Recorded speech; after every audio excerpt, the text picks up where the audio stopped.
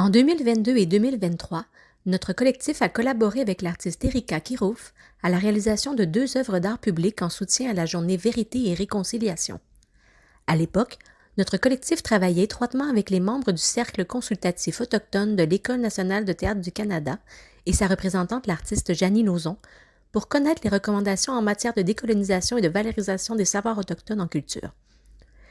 Ainsi, en 2022, notre collectif a créé une œuvre d'art public majeure en recouvrant les halles des 2 pavillons de l'École nationale, soit le hall du Monument national situé dans le quartier des spectacles, ainsi que le hall de l'école situé dans l'arrondissement Plateau-Mont-Royal. L'entièreté des murs et des colonnes de ces espaces, très fréquentés, ont été recouverts des 94 appels à action de la Commission Vérité et Réconciliation. Cette œuvre avait une visée sociale puisque son objectif premier était de sensibiliser le grand public et l'obliger à prendre connaissance de ces appels trop peu médiatisés. L'idée était également d'amener les revendications des communautés autochtones dans une dimension davantage physique et esthétique pour amener à un engagement de la part des visiteurs.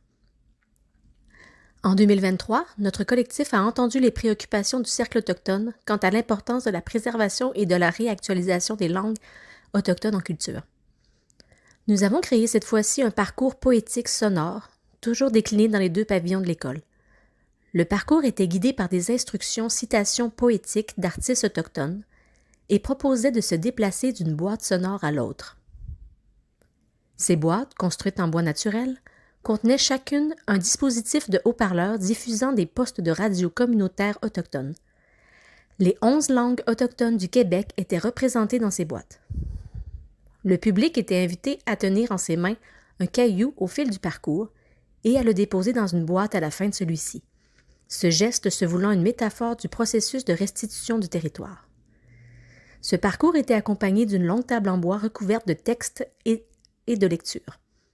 Cette installation, durant plus d'1 mois, a permis que les langues autochtones soient entendues dans les couloirs et les passages de l'école, rendant ainsi les langues visibles et vivantes.